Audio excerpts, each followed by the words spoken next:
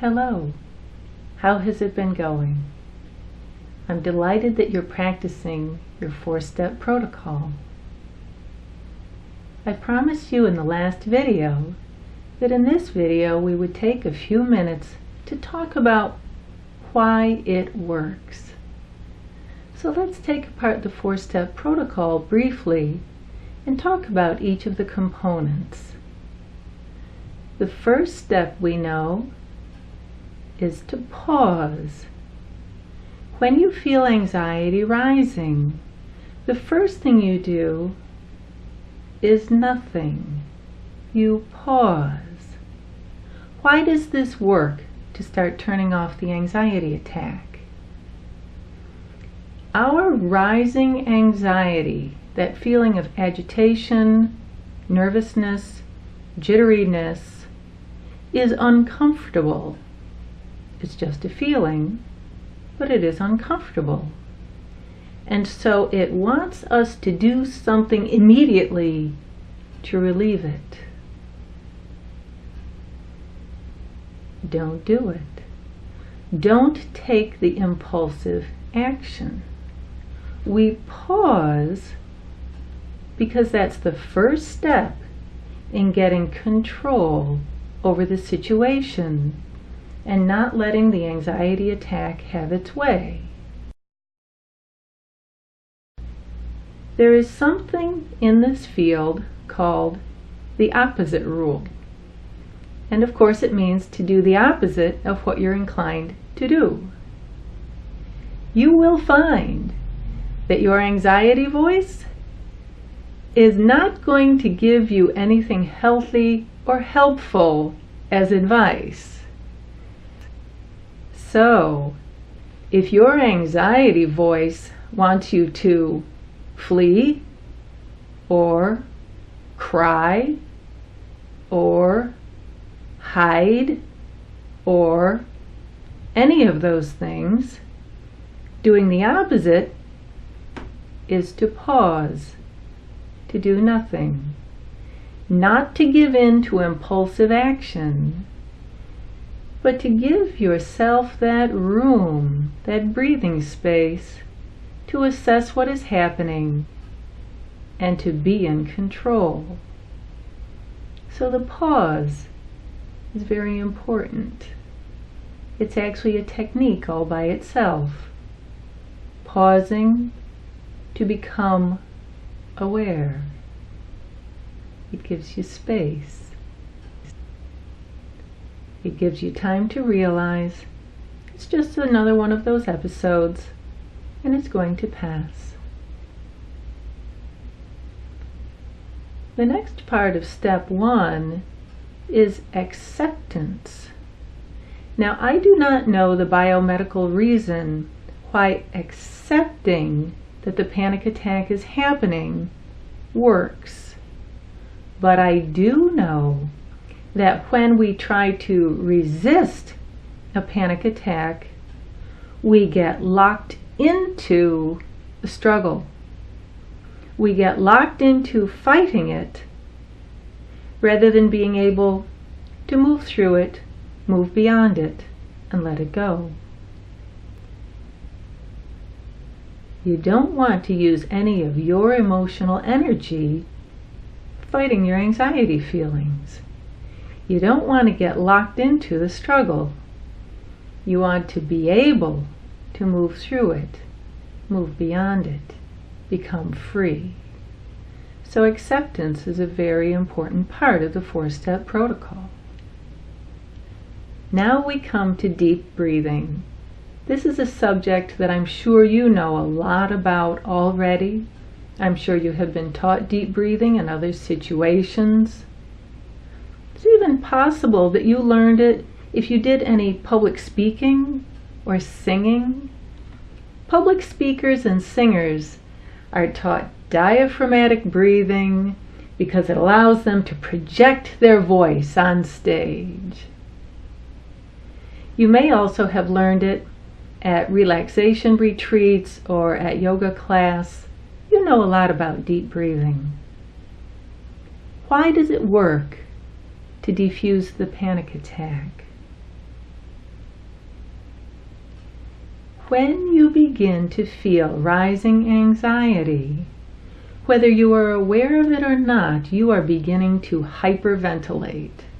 You're starting to breathe shallowly from the top third of your lungs, raising your shoulders up and down to do the breathing, taking in much more oxygen than your bloodstream can handle at that time. That's what hyperventilation is, taking in too much air, too much oxygen. And of course, we want the oxygen carbon dioxide balance to reassert itself. To allow that to happen, we do slow breathing, deep breathing because it's relaxing, and the slowness reduces the amount of air that we're bringing into the system and quickly allows that balance to reestablish itself. There is a technique that you may have heard of from a very long time ago, and it still works. It's called the paper bag technique. If you are beginning to have anxious feelings and you're hyperventilating, you can tell if you're hyperventilating because it'll give you a little bit of tingling or dizziness. If you have a paper bag, you can breathe into the paper bag and re-inhale that same air. Because of course you're exhaling mostly carbon dioxide. When you breathe it back in again, you have greatly reduced the amount of oxygen that you're taking in. Now, a lot of times we don't have a paper bag handy to use the paper bag method. Your cupped hands work just as well.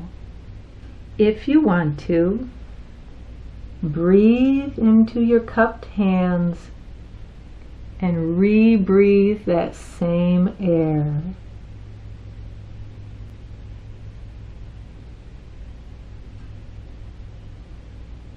It reduces the amount of oxygen so that you're not gulping in air, and you get that balance again in your system.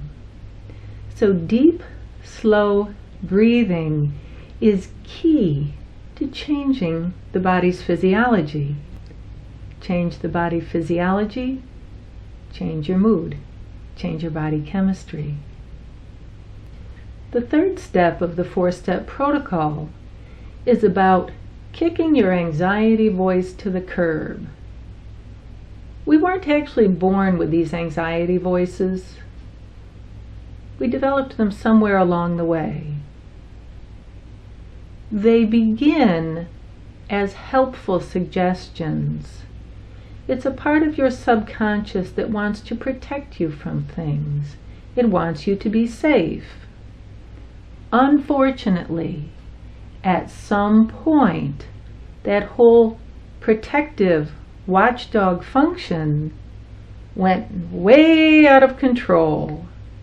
It became entirely too much, and that anxiety voice began to imagine that there was danger lurking where there is no danger. This is a voice that we don't want to listen to. It isn't real. It is essentially a bad habit of the brain that has repeated itself often enough to keep giving you bad messages. So the realization that we ought not to be listening to our anxiety voice, but listening to our authentic voice, which we were born with, which is where our true self resides, that is essential to taking the right actions and to feeling good about ourselves. We've said that for anxiety, you don't want to take immediate impulsive action. You want to be able to take thoughtful, purposeful action.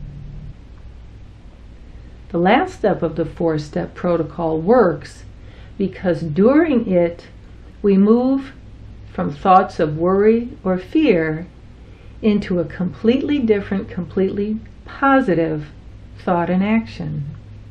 The reason it works is because it lights up a different brain map. Over here, you are having your anxiety. There's a little brain map.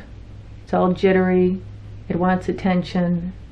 But instead, you move into the new thought and action, and it lights up different circuitry in the brain. And the anxiety one goes dark. And that's why it works. Now we're working in a completely different brain area. The mind is fully occupied with its new task. And when the mind is fully occupied, anxiety can't simultaneously exist. There isn't room in the brain for both of those things to go on at the same time. Fully immerse yourself in the next task. And the technique works even better when the task that you turn to is not only intellectually interesting, but emotionally satisfying. Try to have on hand at least 3 really great thoughts that you want to turn to that are intensely meaningful to you and in which you can get completely absorbed. That's how the 4th step of that 4-step protocol works. Next, we're going to talk about 2 very basic and very easy techniques. And we'll also talk about why they work. The first one is simply to relax the jaw. When you're doing your deep breathing, usually you want to be inhaling through the nose, because that reduces the amount of oxygen you're bringing in, but exhaling through the mouth. The reason we do it is because when the teeth part slightly and the jaw relaxes, it taps on the vagus nerve, and that invokes the relaxation response. We know that when anxiety is rising, because somehow the mind senses danger even though there's no danger there, we feel impelled to take action, to flee or to fight. That's the fight or flight response. And its opposite is the relaxation response. That's the one we want to invoke to make rising anxiety fall away and disappear. So there are a lot of techniques we talk about in this course that trigger the relaxation response. Relaxing the jaw does that. All you have to do is allow the teeth to part slightly so that the jaw relaxes, and it taps on the vagus nerve, and it invokes the relaxation response. There isn't a technique that gets any simpler than that. Relax the jaw. You can do it anywhere, anytime, and it's very effective.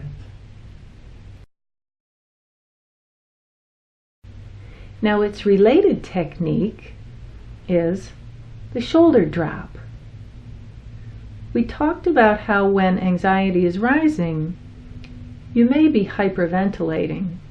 In any event, you're growing tense. When you grow tense, your shoulders rise and the muscles cramp up. If you let the shoulders drop back into their normal position, it sends a message to the brain that everything is all right. The brain thinks, gee, I thought we were in trouble there. I thought there was some sort of danger, but I guess there's not. The body's sending us a physical message that all is well. Send your mind a message through your actions, your posture.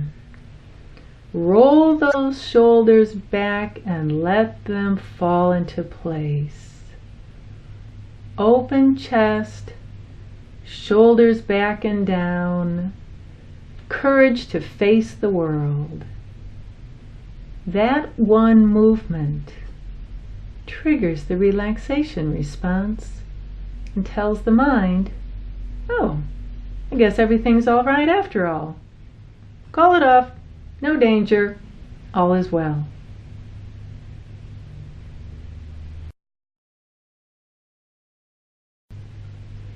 The next technique we're going to talk about today looks a little silly, but we're by ourselves, so who cares? It's very effective. It's a pose from yoga called the lion pose. And in order to do lion pose, you stretch out your arms as straight and as far as they will go, stretching out the fingers and the thumbs as straight and far as they will go. We're going to open our eyes as wide as we can, open our mouths as wide as we can, and stick out the tongue as far as we can. Hold it for 2 seconds and release. It looks like this. Ah! I told you it looks a little ridiculous. On the plus side, it's a lot of fun because it automatically makes you smile. It makes you feel like smiling or laughing. Smiling is the perfect antidote to stress. Let's do it again. Ready? Ah! Can you feel what is happening? We're scrunching up the muscles of the face as tightly as we can, and then letting them relax all at once. This type of muscle relaxation is more effective than simply saying to your face, okay, face muscles, relax now. You will get some relaxation that way, but if you tighten all the muscles first and then allow them to release, you get a much higher degree of relaxation. So practice lion pose whenever you want to, and if you know any children, teach it to children. They don't need anxiety relief, but they love to do it just for laughs. Lion pose.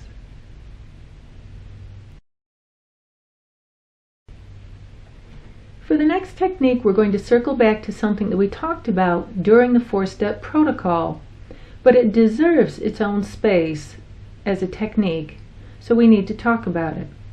And it is walking. Walking or running are extremely important activities in anxiety relief. Our species is designed to be walking or running. We are not designed to be sedentary. We're not meant to sit all day long. But why do we talk about walking for anxiety relief? It has to do with the hemispheres of the brain. You know that the brain is divided into 2 hemispheres, left hemisphere, right hemisphere. Everything on the left side of your body is controlled by the right hemisphere. So if you raise your left hand, that's a signal that was sent from the right hemisphere of the brain. Left hemisphere controls everything on the right side of the body. The right hemisphere has music, creativity, emotion. Left hemisphere, math, logic, rational thought. These 2 halves of the brain talk to each other all the time. Now, for anxiety relief, a moment ago we mentioned that when anxiety is rising, there's a little brain map up there, getting all jittery, getting hot, wanting attention. We want to take attention away from it. And one way to do that is called bilateral stimulation of the brain. It just means to stimulate left half, right half, left half, right half. in doing this, alternate back and forth, it takes the attention away from the anxiety hotspot. And what's a nice automatic way to do bilateral stimulation of the brain? Walking. Right, left, over and over, bilateral stimulation of the two halves of the brain, bringing it into balance and completely ignoring any anxiety that was building. In fact, the little anxiety hotspot shuts off, disappears. That's why a half-hour walk is so tremendously helpful. Same will be true for running, because it's an alternate motion. The same is true for swimming, because it's an alternate motion. So walking deserves its own space as a technique.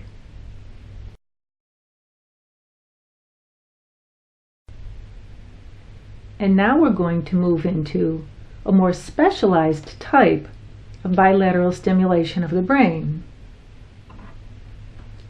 I have here a lemon. I thought it would show up well on camera. I want you to be able to see this.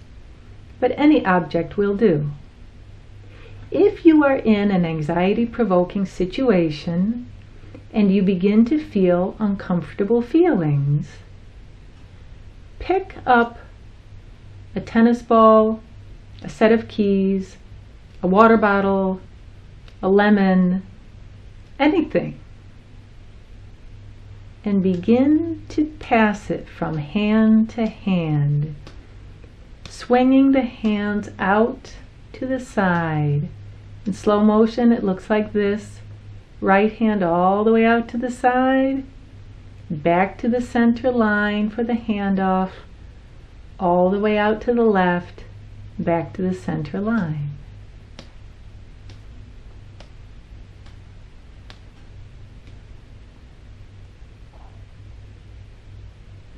If you engage in this motion for a few minutes, you will find it very calming. As you do it, you can feel anxiety dropping off and disappearing. As a matter of fact, if you want to practice it at home, the practice technique looks like this. You think of a highly anxiety-provoking situation. You'd let yourself get very, very anxious, on a scale of 0 to 10, all the way up to 10. Let yourself get very, very anxious. Then pick up the tennis ball, or the lemon, or the keys, and do your bilateral stimulation. Do it a minute or two. The anxiety dissipates. You begin to feel better. Do it until you've dropped those feelings back down to a 1 or a 0. And rest.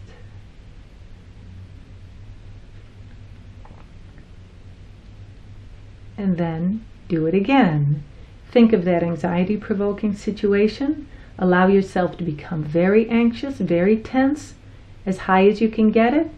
You won't be able to become as anxious as you did the first time. The number won't reach 10.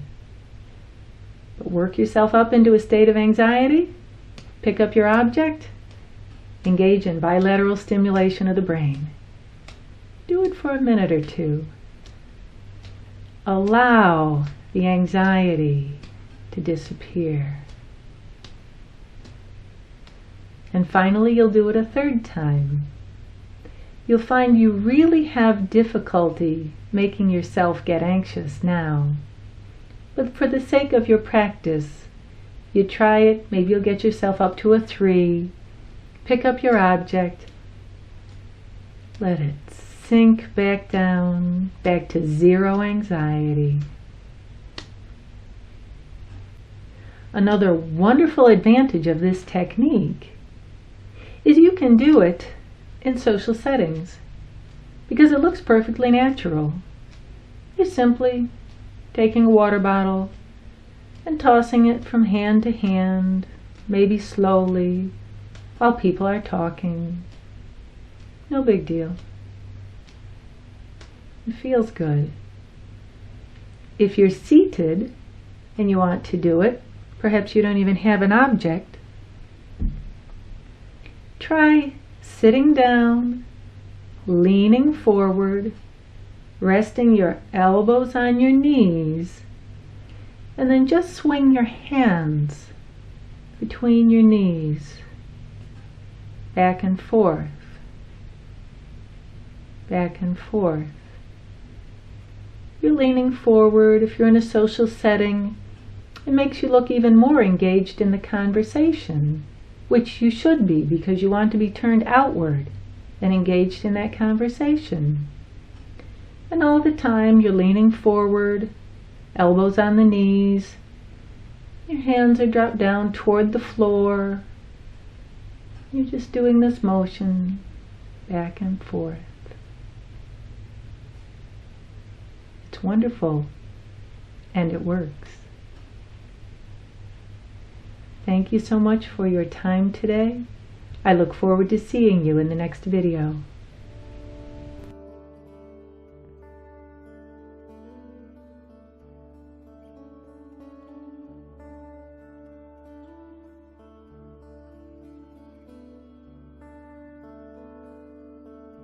Whenever I share a technique with you, you know, right? Modify it the way that works for you, because everyone is different. Everyone is different. And you will find a way to modify the techniques that you love in ways that work perfectly for you.